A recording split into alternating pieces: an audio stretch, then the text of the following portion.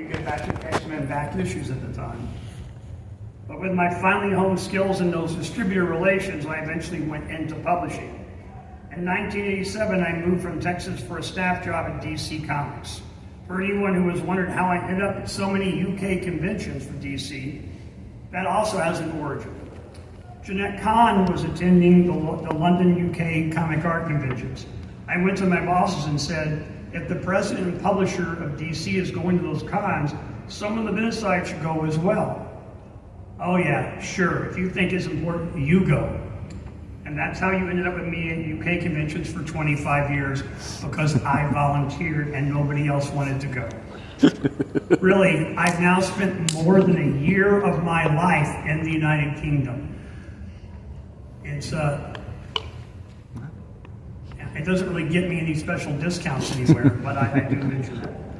Next image. Post-DC, I'm a consultant in the comics industry, and I serve on the board of directors of the Comic Book Legal Defense Fund.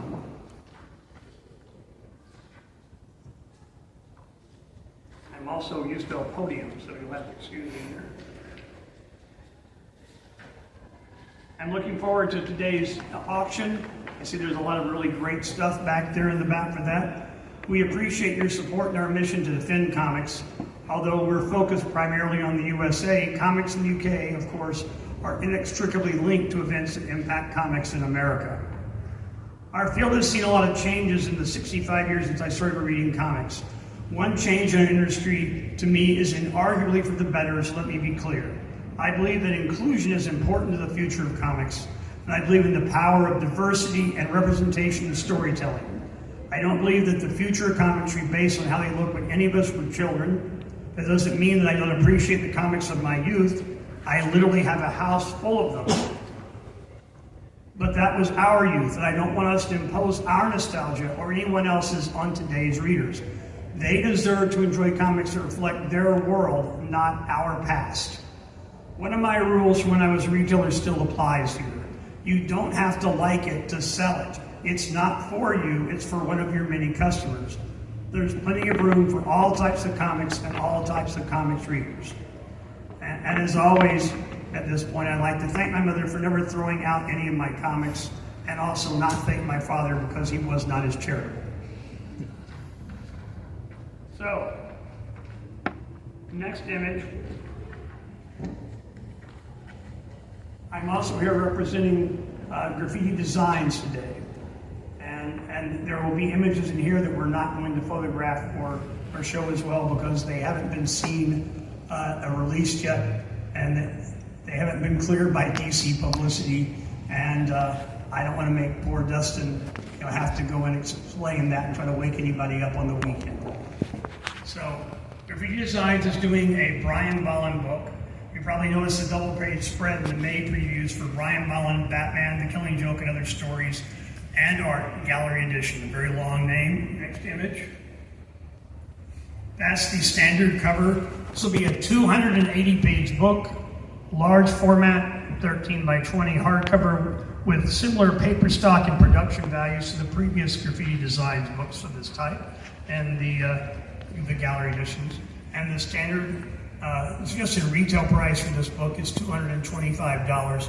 It is a very, very large book, and it has taken 10 years or more for the graffiti to assemble the artwork inside of this book and to source it. And also don't forget about the success of the Judge Dredd by Brian Bolland Apex edition from Rebellion, which seems to be hard to find at retail price these days. So what can I show you that wasn't in previews? I will tell you an anecdote and show you a couple of things. When work began on The Killing Joke in the 1980s, you may not know it was originally planned as an oversized graphic novel in the kind of format of books like Metalzoic and some of the DC science fiction graphic novels from that time. After the success of Frank Miller's Dark Knight Returns, it was decided to convert it into the traditional trim size as a prestige format one-shot. Next up. So this is a side-by-side. On the left, you see when it was done for the graphic novel format, And on the right, you see it when it was converted over to be in the prestige format. And this is one of the images that you can't photograph or put on social media or put on a website. But this is an example of the type of behind-the-scenes look you're going to see in this book, an example of the meticulousness of Brian's art in any format. And one more image coming up. And a second example of the same type of stuff. So, next image. There have been varied editions of previous Graffiti Designs gallery editions. These were originally offered for sale by Graffiti direct to consumers on their website and at conventions, although some of them have recently been offered to you in previews. Understandably, you and your customers were unlikely to ever have visited the Graffiti Designs booth in San Diego to buy one. This time, Graffiti Designs decided to take a different approach. Because of the many years of support in the UK for Brian Bolland and his work, we decided to offer the variant on this book as a UK edition, offered to retail exclusively by Diamond UK. In the world of Brian Bolland fans, it seems fair that the UK has seniority. Now, please note that some copies of the variant may be offered next year direct to consumers by Graffiti Designs, but the UK is getting the first opportunity.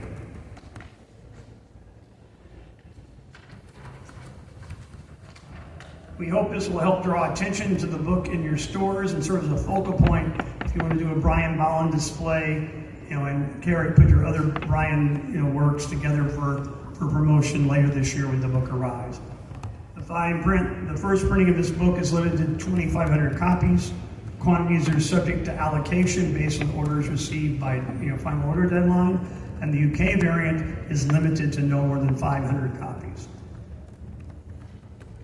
Thanks for your time. Do you have any questions about the Graffiti Designs Brian Bolland book? I believe young Mr. Johnston is the person with the question. You were talking about how long it took to get the artwork. Can you tell us about any of that process? How was the original artwork found, and what was the stranger places they were located? I think that Bob Chapman of Graffiti Designs is going to be doing a couple of interviews where he's going to be discussing that stuff. I think a couple of YouTube things and various other sources. I know that some of it was sourced and provided through the kind courtesy of Nick Lando and Vivian Chung from Forbidden Planet and Titan. So they will have. Nick and Vivian will have a thank you notice in the book and everything, and you won't have to worry about selling them copies of the book. I believe that they'll be receiving a copy as well. But that would not be an unusual place that it was found. The idea that Nick, having worked with Brian and Alan at 2000 AD, that he would have been involved in it, would not surprise anyone, least of all Nick. Any other questions? All right, I want to thank you for your time and your attention, and I also really want to thank you guys for allowing me to continue showing up and bending your ear and talking to you now for all these years, and I still claim seniority for everyone for speaking at UK retailer events and conventions. Yes!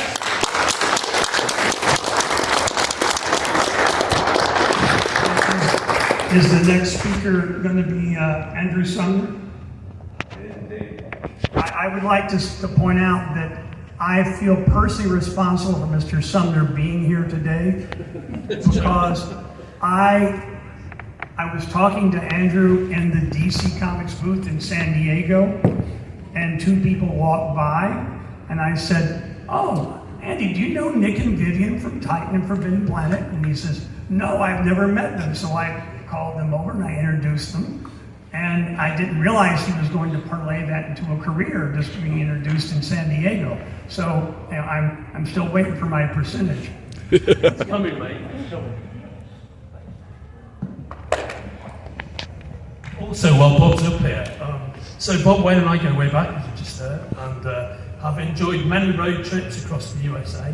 And I can tell you that Bob Wayne is an expert in many things, but one of the unheralded things he's an expert in is barbecue. He's the barbecue master.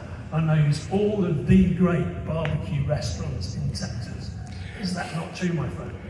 It is true. In fact, there are a few people who call me up when they're going to be in Texas and say, "Are you available to go barbecuing?" And we will go and have meals at like 2 and 3 places in the same day.